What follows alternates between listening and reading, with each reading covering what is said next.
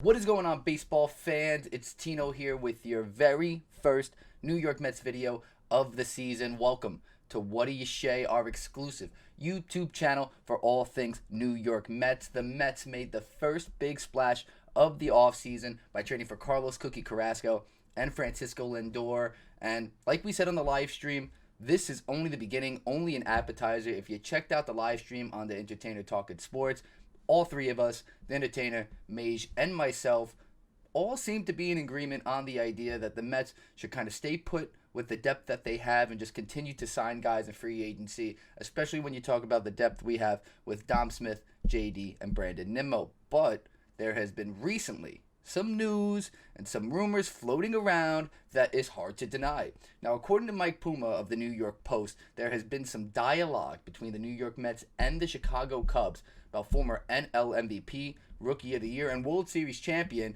Kris Bryant. So, the question is, should the Mets make the deal? Well, the short answer for most fans would probably be, of course, it's Kris Bryant. And I agree. I mean, MVP caliber player. We're adding one already in Francisco Lindor. How could you not want to add one in Kris Bryant? The Mets haven't had an everyday third baseman that they can count on since David Wright.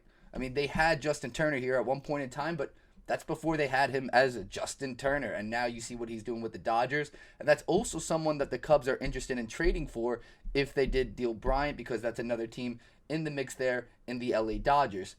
The issues the Mets have had at third base are very similar to the issues they've had at shortstop. And they answered that with Lindor, and they could answer the same by signing Bryant. And look, a lot of people want to say that Bryant had his worst defensive and hitting season of his career. And that's fair to say. But you could say the same for Lindor. And I think it's important for everyone to remember that that 60-game season last year needs to be taken with a grain of salt. My issue will never be about his talent and what his potential could be. I think what it comes down to, the biggest question of all, is what is it going to cost? Because there's no doubt that signing Kris Bryant will make the New York Mets a better all-around team. So what would it cost? Well, Mike Puma said the biggest part of that deal and the dialogue would be the interest in Francisco Alvarez, the Mets' number 2 prospect. He's a catching prospect who's 19 years old out of Venezuela. Now, he ranks number 13 on MLB's International Pipeline rankings, and if there's anything you've heard from the scouting reports, and most of you probably haven't, the guy has all the tools to be a strong pro. He has loud tools from what they've said. He moves well behind the plate, but hits the heck out of the ball and could be a very good pro at the major league level.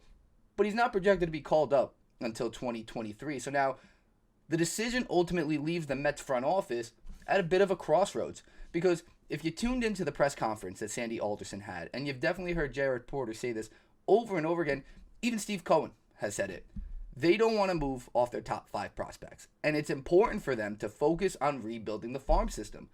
Because the fact of the matter is, they're right. The Mets are behind the 8 ball when it comes to the farm system. But there is no denying that after signing Lindor, and if they do end up getting, well, they haven't signed Lindor, they traded for Lindor, but if they sign Springer and are able to then trade for Kris Bryant, this immediately makes them a World Series contender. Now, in my opinion, I'm okay with the deal happening, but it has to be along the lines of having Alvarez with JD and Nimmo. You would do those 3 guys for Bryant and something else that would be offsetting, whatever it may be. So this way it's not a 3-for-1 type of deal. But I'm all aboard for this idea as long as they could sign George Springer. Now, amongst the available players we would have left, Dom Smith is the lone untouchable for me, because we need him. We need that versatility, and it's important to have him.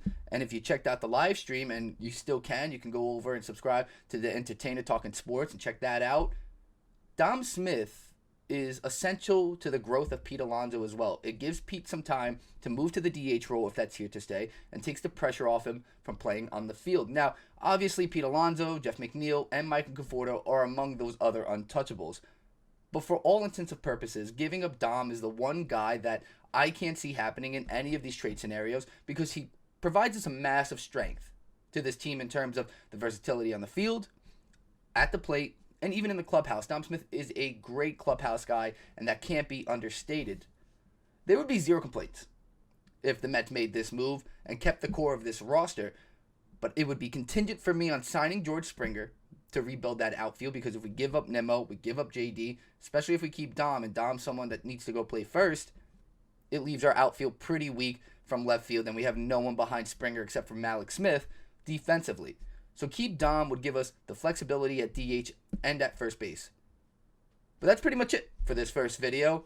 Just wanted to touch on the idea of the rumored trade with Kris Bryant. And hey, I'm all aboard for it. I think the one guy we can't afford to give up right now is Dom Smith, but we have plenty of money to spend. So we could strengthen our team if we gave up JD, Nimmo, and, Francisco Alvarez. There's going to be more videos like this moving forward, so be sure you subscribe and turn on your notifications. We're going to do everything from live streams to videos, even post games during the season. So make sure you turn those notifications on and subscribe if you haven't already. There's going to be tons of content we're pumping out for the New York Mets and maybe just generally for baseball. So thank you for tuning in. In the description below, we're going to have some follows that you guys could check out in terms of Twitter, Instagram for the entertainer, Mage, and myself. But ultimately, guys, let's go Mets.